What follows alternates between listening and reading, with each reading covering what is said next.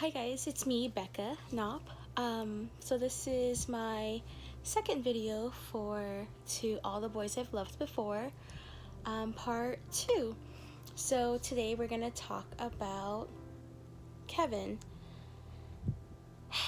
Kevin, he has the most beautiful blue, like glacier eyes ever. And when I first met him, this is like years ago, when I first met him, we were both working a special event, and I don't know, I like took off his Ray-Bans and like put it on, and was being kind of flirty with him and everything. From there we like hung out a lot. We became best friends, and I want to say it was kind of easy just being around him. He's a really great guy. He's really nice, really caring. What it ended up actually coming down to was he just wasn't that into me.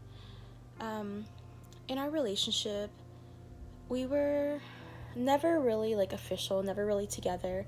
But this non-official relationship, kind of lasted for about 2 years. And it was kind of a roller coaster, because he was always kind of interested in other girls, and I was just kind of there. But, we were more than friends, and that was kind of hard because we were together probably 24/7. At a point in my life when I was doing work stuff or hanging out with friends, they would get really upset that, like, one, I was always with him, and then, like, two, like, when I wasn't with him, I was always texting him or something, and so they were getting really, really kind of annoyed with us just wanting to be around each other. And, at one point, one of my best friends was like, the next time he comes over, I'm gonna have a bat, and I'm gonna be ready for him and say, like, bitch, you need to share. And so,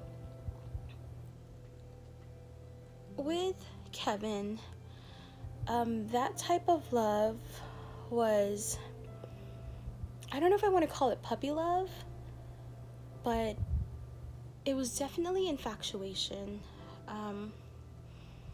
Man, I was just so like obsessed with him. Like, I wanted to be around him all the time. I just loved like being around him and having him give me attention, and we would go on adventures together, and he was just always down for to go on adventures, and it was really, really fun. But like I said, what it came down to was that he just wasn't really that into me.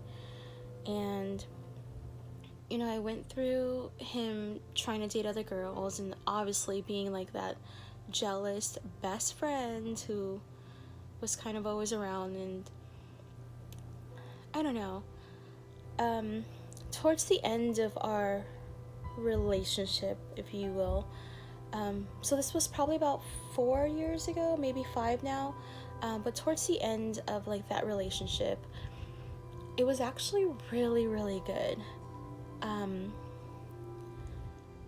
I don't know, like, I think things were starting to get better, but I guess what it usually always comes down to is trust. And I always had a really hard time trusting him. And I don't know if it was just really him or if it was me not like being trusting, but he let me borrow his iPad one time because I was trying to do like a homework assignment.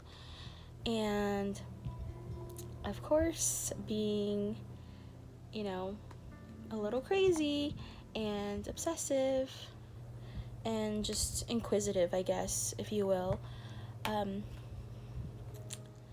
I looked on his Facebook messages, and there was one girl in particular that he said wouldn't leave him alone, would always constantly text him or would constantly message him.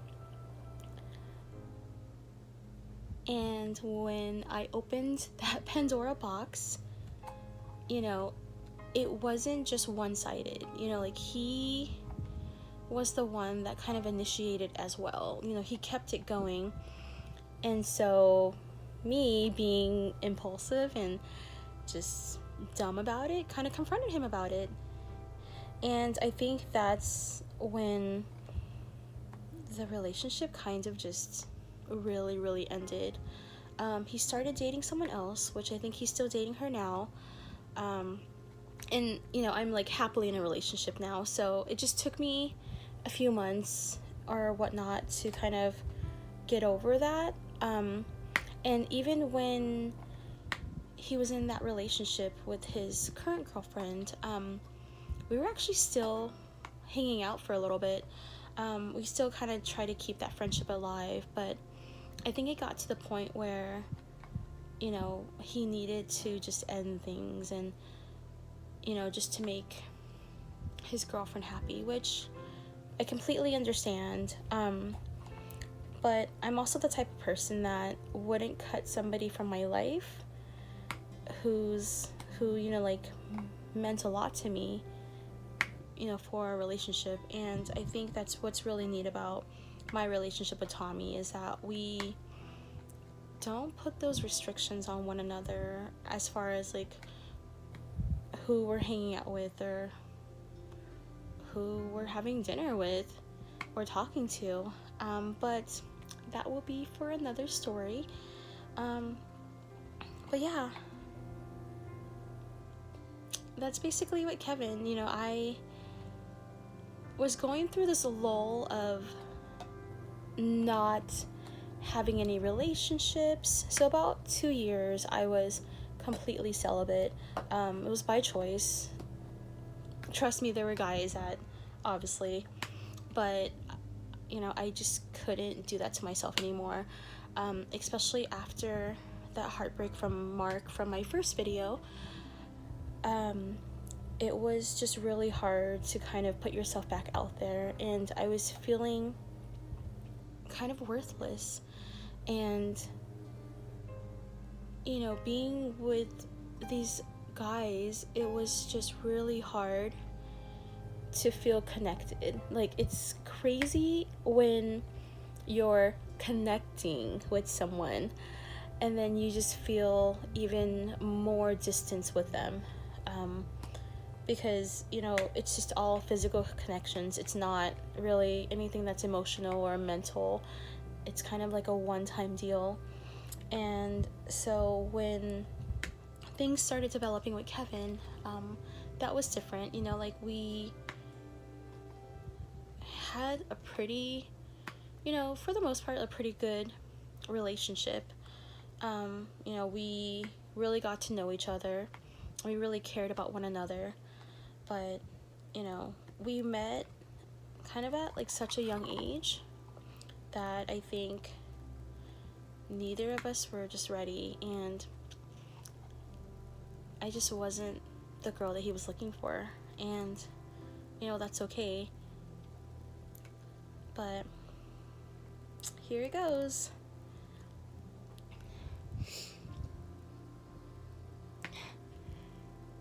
Dear Kevin,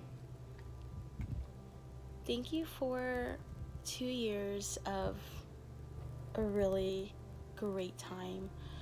I had a lot of fun, you know, like, getting to know you and your family, and that was probably the hardest part, is that not being able to see or talk to you or even talk to your family anymore. And I feel like you think that most of the